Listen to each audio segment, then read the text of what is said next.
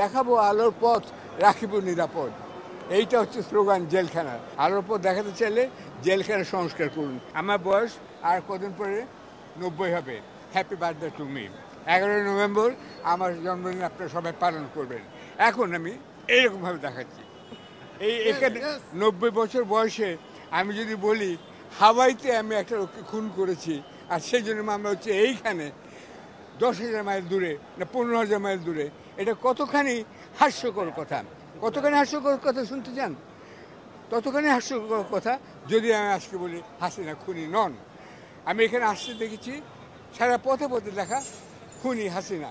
তিনি শুধু মানুষকে খুন করেনি, তিনি বিচার বিভাগকে খুন করেছেন। এইটা আপনার মনে রাখতে হবে।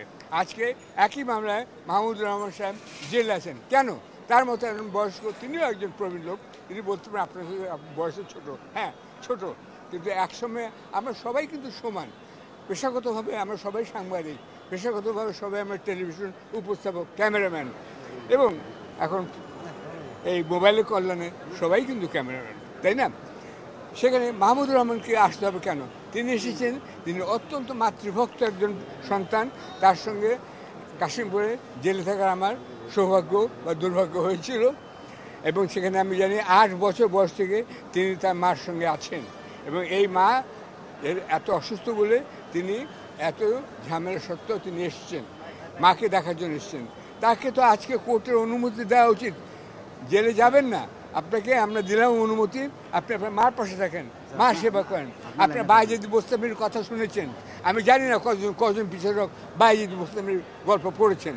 আপনারা পড়েন এবং একটা মাতৃভক্ত ছেলে মাহমুদুর রহমানের জন্য আপনারা কাজ করেন, সেটাও আমি বলবো। আর আমি আপনাদের সবাইকে ধন্যবাদ জানাচ্ছি আবারও। বিচার বিভাগের আমূল সংস্কার প্রয়োজন, এবং তারাই বিচার বিভাগকে সংস্কার করতে পারবেন যারা আমার মতো মাহমুদুর রহমানের মতন জেলে গিয়েছেন এবং কিছু সময় কাটিয়েছেন। তাহলেই বুঝতে পারবেন ওখানে বিচার বিভাগের কী অবস্থা। আরেকটা মজার কথা বলে দিই, জেলে ঢুকলে আপনারা জানেন যারা, তারা দেখবেন লেখা আছে দেখাবো আলোর পথ, রাখিব নিরাপদ। এইটা হচ্ছে স্লোগান জেলখানার, এবং চতুর্দিকে সুন্দর সুন্দর কথা লেখা আছে। এই জেলখানাকে আপনার সংস্কার করতে হবে। আপনার লন্ডনের জেলখানার ছবি দেখুন, যে কোনো জায়গায় ছবি দেখুন, মানুষ কত সেখানে নিরাপদে আছে, এবং সত্যি আলোর পথ দেখানো হয়। আলোর পথ দেখাতে চাইলে জেলখানা সংস্কার করুন। যিনি এখন সংস্কার আইনমন্ত্রী আছেন, তিনি নিজে একবার কিছুদিন জেলখানায় থাকুন না কেন, তাহলেই বুঝতে পারবেন।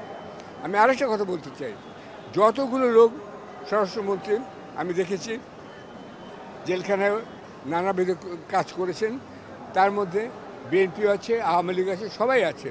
এই স্বরাষ্ট্রমন্ত্রীরা জেলখানা থেকে বেরিয়ে এসে কেন জেলখানা সংস্কার করেন না, আমি এটা বুঝতে পারি না।